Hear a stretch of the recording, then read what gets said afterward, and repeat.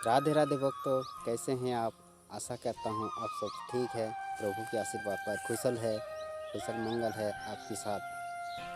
सब ठीक रहे, आप तंदुरुस्त रहे, अच्छा रहे।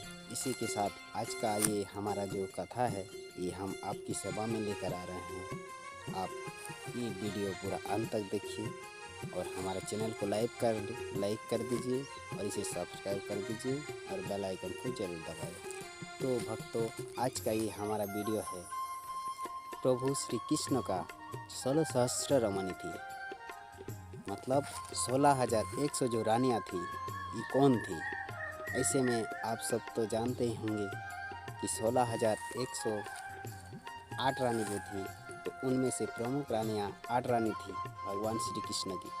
तो इस 16,000 जो 100 है, ये कौन है और इनका पूर्व जन्म में ये कौन थी, इसके विषय में सब नहीं जानते होंगे भक्तजन। कुछ लोग जानते होंगे, कुछ नहीं भी जानते होंगे। उनके लिए ये हमारा वीडियो है। आप इसे अंत तक ज़रूर देखिए, क्योंकि मैं सदा आपको यही प्रयास करूँगा कि आप हमारे धर्म में जुड़े रहिए, प्रभु की भक्ति कीजिए। इसी प्रकार वीडियो आपके सामने हम लाएंगे।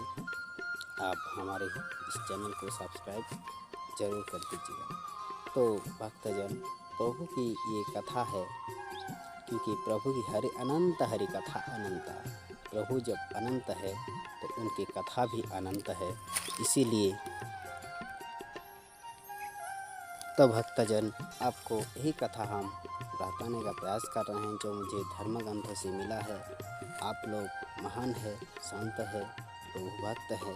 मेरी इस कथाओं में थोड़ी सी बातों का इधर उधर होगा। आप संत महापुरुष है, आप मेरी भूलों से मुझे माफ़ कीजिएगा। कथा में मैं आपको रिझाने का प्रयास कर रहा हूँ। ये कथा जो है, ये मैंने कृष्ण लीला सारावली से लिया है। इस कथा भगवान श्री कृष्ण की जो 16,100 रानियाँ थी, ये कौन थी। तो भक्तजन, ये त्रेता युग की बात है, जब भगवान श्री राम अयोध्या में से जब वनवास में चला गया था और माता सीता का हरण हुआ था। जब रावण माता सीता को हरण करके ले गया था, उस बीच में जो युद्ध चल रहा था, उस समय का राम रावण का युद्ध, उसी समय की बात है भक्तजन। जब मेघनाथ ने माता सीता का माया से निर्मित किया था सीता माता का, और उसे युद्ध क्षेत्र में ले आकर जब इंद्रजित ने उसका हत्या कर देता है माता सीता का, तब प्रभु बहुत रोते हैं। उस समय की बात है। प्रभु इतना रोते हैं उस समय युद्ध क्षेत्र में कि उनका कहना था प्रभु को, जब सीता के लिए जब मैं युद्ध कर रहा हूँ, तब जब सीता ही नहीं रही तो युद्ध किस लिए करूँगा। एक प्रभु युद्ध क्षेत्र में रोते हैं। तब उनको समझाने के लिए हनुमान जी, जम्बुवान जी, विभीषण जी, नवल नील, अंगद सभी ने बहुत प्रयास किया, परंतु प्रभु नहीं माने। प्रभु ने कहा कि सीता ही, प्रभु का पूरा विश्वास था कि सीता ही थी, जिसको इंद्रजित ने यहीं पर काट डाला। तब जब देखा, उस समय इंद्रजित जब माता सीता का वध कर देता है, उस समय इंद्रजित तो चला जाता है, परंतु विभीषण जी यहीं पर थे प्रभु श्री राम के सामने। तो विभीषण भी बहुत समझाया कि ये माया सीता थी, इंद्रजित ने उसे अपने माया से निर्मित किया था, परंतु प्रभु को विश्वास नहीं। फिर क्या हुआ, जब विभीषण जी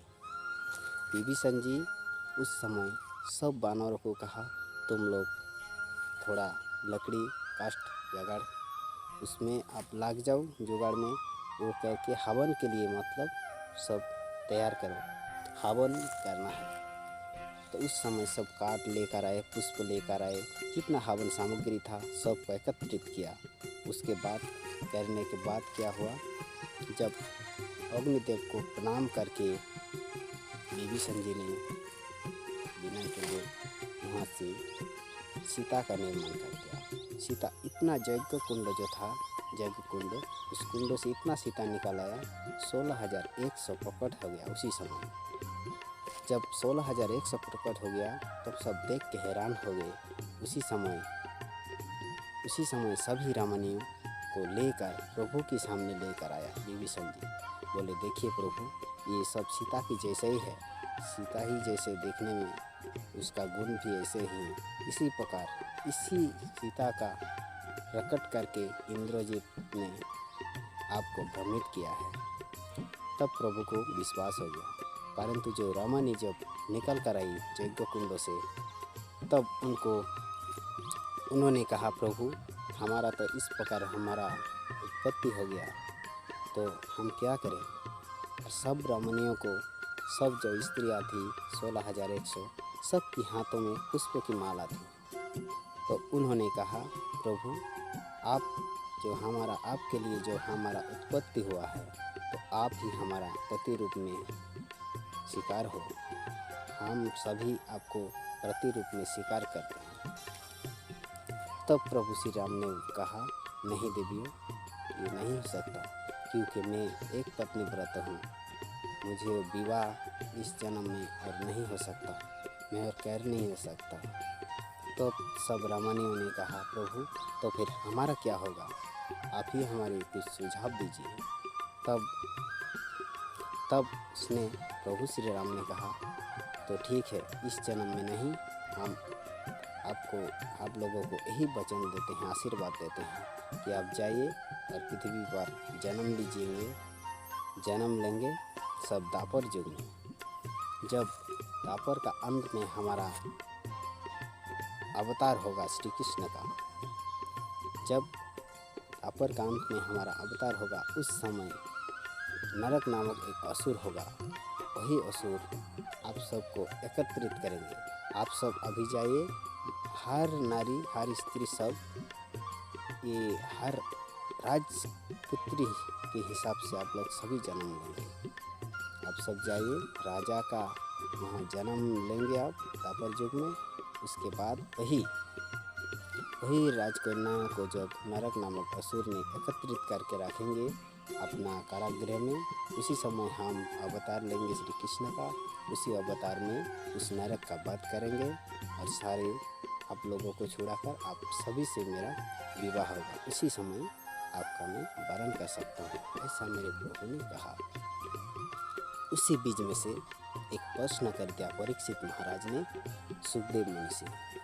क्या कहा, हे महामुनि, प्रभु श्री राम तो भगवान विष्णु के परम अवतार थे, फिर प्रभु को इस पर क्यों रोना पड़ा, क्यों रो रहे थे। वो तो सब जानते हैं ये सब माया है, क्यों रो रहे थे भगवान श्री राम। उस समय सुखदेव मुनि ने कहा, परीक्षित तुम ये नहीं जानते, हम बता रहे हैं आपको कि उस समय की बात है जब भगवान श्री हरि विष्णु का नरसिंह अवतार हुआ। नरसिंह अवतार का जो गर्जना था, जो हुंकार था, उसमें पृथ्वी धरती पूरा काँप रही थी उसके गर्जना से। उस समय पुलस्त मुनि की पत्नी गर्भवती थी। उसी समय की बात है परीक्षित। उस समय जो ऋषि पत्नी गर्भवती थी, उसका 5 महीना का गर्भ था। 5 महीना का गर्भ का नष्ट हो गया था। उस टाइम गर्भपात हो गया था वो नरसिंह भगवान का हुंकार से। उसी समय पुलस्त मुनि ने उसे अभिशाप दिया, हे भगवान विष्णु के अवतार, आप इस जन्म में इतना हुंकार, अपना शक्ति पर इतना अभिमान हो गया है, जाओ मैं तुम्हें श्राप देता हूँ कि अगले अवतार में आप कभी कभी भूल जाएंगे कि आप स्वयं भगवान हैं। तो हे परीक्षित, इसी अभिशाप को लेकर भगवान श्री राम कभी कभी बीच में भूल जाते थे। तो इसी प्रकार भगवान श्री कृष्ण का 16,100 रानियों का वर्णन है। मुझे जितना हो सका मैं आपकी सेवा में, मेरा भक्ति में आपकी मेरी बात आपके सामने रखा है। अगर मेरी वाणी में कोई भूल त्रुटि इधर उधर हो जाए तो प्रभु मुझे क्षमा करें, और आप भी सज्जन महापुरुष है, आप मुझे क्षमा करें और आप मेरी वीडियो को लाइक कर दीजिए ताकि मुझे और भी प्रेरणा मिले आपकी समझाने का प्रयास करने का। तो राधे राधे।